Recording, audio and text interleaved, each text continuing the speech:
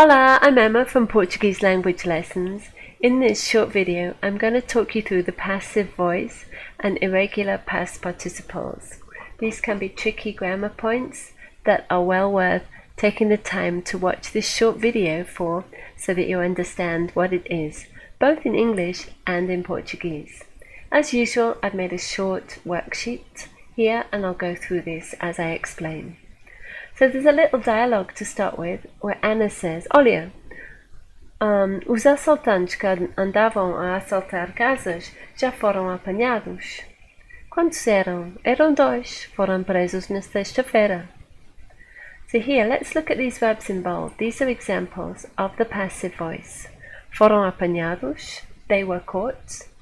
Foram presos, they were arrested. So this is the special verb form. In English, the passive voice, a voz passiva in Portuguese. We use this when the person who performs the action, the doer, isn't important, obvious, or known, so we may not mention them. So in this case, we've got the police. And so rather than saying the police arrested the thieves, we usually say the thieves were caught. And rather than saying the police arrested them, we'll normally say they were arrested by the police, perhaps. So if we compare our first sentences here in English to the second ones on the left, we can see how they become the other way around. Spot the difference. What's different? The last word, the thieves, becomes the new subject, the first words. The first words, the old subject, the agent, goes to the end, or is omitted. We stay in the same tense, caught, past, were caught, arrested, past, were arrested, and there's an extra word, in this case, were. Okay. English and Portuguese, it's very, very, very similar, the way these are formed. Another example here, we've got João. In the active voice, João mordeu a maçã. João bit the apple. And in the passive voice, we're looking at what happened to the apple. A maçã foi mordida pelo João. The apple was bitten by João. So can you see why they're called active and passive? In the active, the subject is active. It performs the action. João mordeu. But in the passive, the subject, a maçã, is a passive thing in the sentence. It does not do anything. Things are done to it. So if I want to say was or were bitten, caught, arrested, eaten, etc.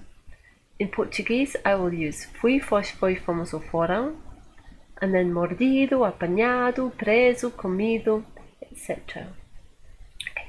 The second verb is the past participle, which in Portuguese is always completely different to the past tense, but not in English.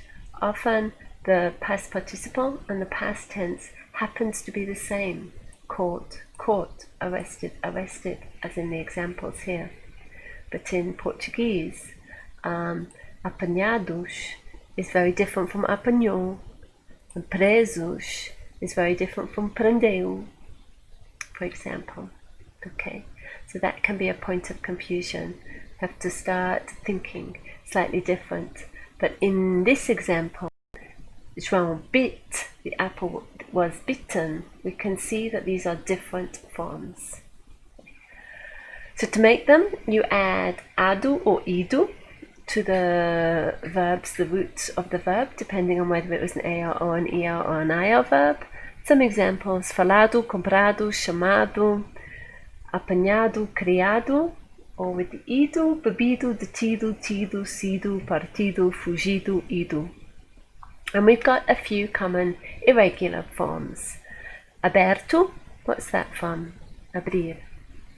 Descoberto, from descobrir. Coberto, from cobrir. Dito, from dizer. Escrito, from escrever, feito, from fazer, ganho, from ganhar, gasto, from gastar, limpo, from limpar, pago, from pagar, posto, from pôr, visto, from ver, and vindo, from vir. Remember the last one, bem-vindo, welcome. Okay, and the visto, like the vista, the view, what you can see. Okay, to help you not mix these up. These ones I put an asterisk by. You might see them in regular forms, but the irregular I think is slightly more commonly used. There are more, of course, but these are the most common ones. These participles, in this case, we're using the passive voice, work as adjectives. They're describing our new subject. Okay, so they end up that they must agree in gender and number. So that means we change the ending to u, a, or ush. Okay, I think these are all ending in o, so that can happen. So a loja foi aberta, os bolos foram comidos, as pessoas foram chamadas. Okay, so this matches to the new subject, not the person who does the action, but the subject of the passive sentence. And again, the form of foi or foram depends on the new sentence, not the old one. Okay. So here, even if the loja was opened by several people, you still use the singular. Even if all the cakes were eaten by one person, you'd still use the plural here for the bolos, etc. Okay. And now, in the new sentence, if we want to say who did the action, we use por. And then, remember, this becomes pelo, pela, pelos, pelas, if you follow it with the. Okay. Like here, a maçã foi mordida pelo João is a good example there. Okay. Okay, now to summarize, I've given you a recipe because we've got a lot going on here. We've got a lot of things to do. If we've got an active sentence that we want to transform into passive, find the 3 ingredients. Who did the action? For example, the polícia might not be mentioned. What they did, the action, and the tense. So here, for example, I would have apanhou and the PPI, the past tense. And then the recipient of the action, who received the action, the assaltante, for example. Now, to make the passive, I put the recipient at the beginning. So here I would put o assaltante at the beginning. I write it at the bottom. O assaltante. And then I put the verb ser into the correct conjugation in the same tense as the original sentence. So I could have PPI, imperfeito, present, future, whatever. Here I've got apanhou, so I will say foi. I'm going to match with assaltante. And then the original verb I'm going to put into a participle. So this will be apanhou, apanhar is regular, so apanhado. Then I need to quickly check. I'm talking about assaltante, o assaltante. Do I need to change my ending? In this case, no. And then put the original subject at the end, preceded by por. And if I'm going to put u or a, the after, change por to pelo. So this would be pelo polícia. Pelo polícia here. Okay, so I've changed from the original sentence o polícia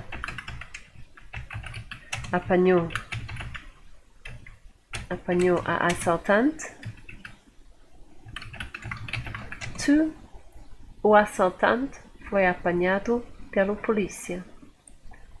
And that's at the end. Goodness. Okay, there you go. So I hope that's been helpful for you with understanding this passive voice. Look out for it when you're reading the newspaper or listening to the news. It's very often used. Okay, ciao ciao!